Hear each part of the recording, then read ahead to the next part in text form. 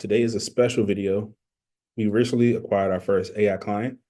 We are working with a restaurant and we'll be dealing with inventory management, automating inventory coming in, inventory coming out, coming up with projections on how much inventory is in-house. So when they're going out into actual restaurants, going to actual stores to acquire their to restock on inventory, they don't need to go in and count inventory no more. The whole process will be automated. So today, more so, I want to be going more so into an actual build for an actual client to solve a real life problem.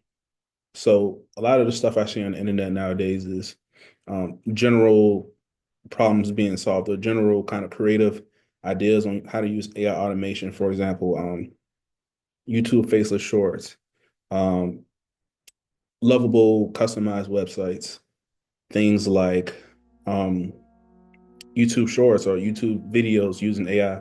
Although these stuff are really good and really creative, uh, I want to more so dive into something I haven't seen a lot, which is actually building actual solutions for actual businesses, for an actual problem.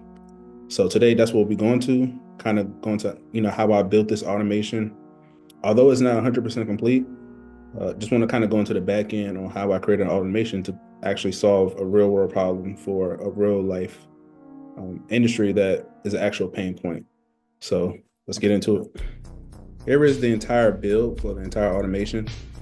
We are using N8N, which I believe is the best for creating customized workflows for businesses. Make is good as well, so is Zapier, but as far as creating customizations, I find this a lot more efficient for my liking, N8N. Some of the websites we'll be using are Slack, we use an Airtable, Google Calendar, Gmail. Those are the platforms that I use for this particular automation. So let's get into the actual inventory management agent here. So this is the actual main AI agent that goes in and show you a little bit of the prompt that I have. The main AI agent just simply calls the other sub agents. So the email agent, the calendar agent, the inventory management agent, the Claude Think tool, along with the scheduling agent. So that's a little bit about my AI agent and what it's prompted to do. It has other things in there as well, being the rules, and some examples of of how I wanted the information to be formatted, and just some final reminders here at the end. So let's get into the actual main workflow. So before I go to the main workflow, I want to go over the first actual inventory management agent that I created, which is right here. So I want to kind of go over how I kind of debugged the original problem that I had. This AI agent here is created to gather all the information from our Airtable field. And the problem I was running into was it was producing false information. So I'd say, can I get all the inventory that we need for Walmart? And it would send me items that were from other restaurants, and also wouldn't send information for some of the actual items that were in Walmart. And also the information was inconsistent. So in order to solve that problem, I actually began to filter out everything that I need and created into a workflow outside of an actual AI agent. So let's get into the actual workflow of it and how it filters out everything that I need for each particular store. So here we go right here. So in order to solve that problem, I created everything into an actual workflow. And I know it looks kind of intimidating at first, especially if you're a beginner, but I'll go through each and every node and what it does and how it gets to the result that I want and what it sends to that actual Slack channel, which I'll show you guys at the end. So first, we have when executed by another workflow, anytime you have that, that simply means it's simply a sub agent. It gets called on by the main agent to find the information, filter out the information that it needs. So the first node we have here is a code node. So this code node here is created simply to find the actual store that is being requested. So once the user asks, what do we need from Walmart, for example, it will read that message and find out what store needs to be found from there on out. And I'll go to the actual execution here to show you guys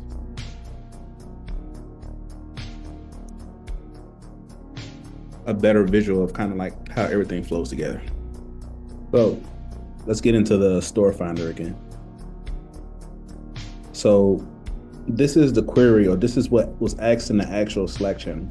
So in the Slack channel, what was requested was, what items need to be restocked for Restaurant Depot? So all this code, or the store finder code, this is the actual code for it. Also, guys, I have no coding background or computer science background. I come from an IT background, so I have no experience with actually coding. So I say that so you guys know, you don't need to know how to code in order to create these codes. You simply have ChatGPT come up with the code for you depending on what you want. So this first code node is simply made to find whatever store that the store owner needs for restocking. So that's all this code node is created to do. Just find store, Restaurant Depot. That's the only thing it's made to do. Next, it goes into the actual Airtable field. As you see, there are 156 items within it, which is why the first AI agent was having so many problems. Anytime you have over 100 items, it begins, it gets a little confused, and it prints out, false information because it has to search now the entire document instead of filtering out the stuff that it needs, which is the whole purpose of the entire workflow. So next we have the split out node. All the split out node does is take all the information from the actual Airtable field, and you simply split out all the tables that you want. So let's say, within my Airtable field, I don't need everything to be sent back to the restaurant owner, right? All he needs is the store, the item name, the keep quantity, and the current quantity. That's all we need for this automation, because all we're going to be sending back to him is what items do he need from that store, the items, and how much does he need. And while the keep quantity and current quantity is needed for that, we'll go into later. So this split out field, all it does is filter out the information from the Airtable, and when this fields to include is we just picking the tables that we want to keep for our actual automation to to go through with. Next, we have a set field.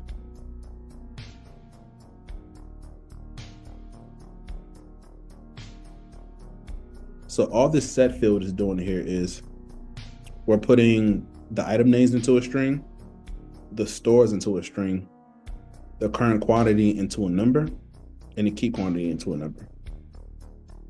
So all we're doing is setting the fields for what our next portion will be, which is this if node. So all this if node is saying is pretty much keep all of the items where the current quantity is less than the keep quantity. So if your keep quantity is 20, let's say tomatoes, for instance, if you have 20, if they need to keep 20 tomatoes in stock and they only have 8, that means the current quantity and the keep quantity is, well, the current quantity is less than the keep quantity. So anything that has less inventory than they need, it goes into this true branch. And everything that's fully stocked or doesn't need to be restocked goes into this false branch. So all we're doing now is filtering out everything that we need. We need stuff that needs to be restocked. Anything that doesn't need to be restocked can kind of go in the trash. So all this stuff is going in the trash. This is no longer being filtered out. All this stuff is gone. So we went from 156 items to 80 items. Next, we have the actual filter node. So now that all the items that we need to keep is filtered based on if it needs to be restocked, the only thing this filter node does is find the store that is being requested and the store finder that needs to be requested right here, and plus the actual store. So the actual store that we need to find items from that need to be restocked is Restaurant Depot. So if it contains store Restaurant Depot, then it will come back right here. And you see we went from 66 items to 14 items. So here are all the items that need to be restocked for Restaurant Depot. 14 items here. Second page, of course. The keep quantity and the current quantity. So that filters out all the actual items that we need. Next, we have a formatter code. So all this formatter code does is give me a format of each store, and well, just the one store, Restaurant Depot. Some stores have multiple stores that they can go to. For example, if Restaurant Depot doesn't have it, then they can go to Kroger or to 10A or Webstaurant. So I like to keep that in there just in case any store doesn't have the item, they know the backup store to go to. So all this code node does is pretty much output the information like how it is, just like this. And now that we have the information outputted exactly how we want it, we put it into a single string. So all this single string is taking everything from the formatter and putting it into one string. So all the AI agent is going to read is this. Instead of reading the formatter, it's reading like multiple fields. It has a store field, an item field. We want all that information put into one thing, which is a single string. And now what the AI agent does, or the inventory management AI agent, it takes all the information and it orders it by the actual store location. So Restaurant Depot, 8 tater tots, 3 onion rings, 3 fries. It puts everything that we need into a single line, and the AI agent the main agent will send the actual message to the Slack channel, which we'll get to at the end again. And on the second part, we have all the items that can be purchased from multiple stores. So this is all the information that the main agent needs in order to create a message that looks conducive and easy to understand for the restaurant owner. And below here, we still have a think tool to kind of like double check to make sure everything is correct. I like the way Anthropic kind of over ChatGPT. I like the way it formats information better. So I use Anthropic model personally over ChatGPT for this particular model. And we also have a calculator, just in case it needs to do any math. It's honestly not necessary, but it's there. And lastly, I want to show you guys how some of the information is outputted. So this is the actual last workflow that was produced. So you see how the message is outputted. Here are the items that you need from Restaurant Depot. The main items are, tots, onion rings, fries, gloves, so on and so forth. And these are the same items, but they also could be purchased at other stores. So the sriracha, the onion powder, cayenne pepper, so on and so forth. And it's letting you know at the end, total 12 different items and 30 units. So it's basically giving this restaurant owner exactly what he needs when he's at the store to purchase each particular item. So that's my complete build for my inventory agent that I have created. From the first workflow that didn't work, we troubleshot it and created a workflow version of it instead of just a AI agent that was just reading the entire document. We filtered out all the information that we needed, just so the AI agent can only pick up what it needed instead of reading the entire Airtable database. So if you stayed this long, thank you. Please like, comment, subscribe if you want to see more builds like this, or the second part of this build that I've already created. So yeah, see you on the next one. Peace.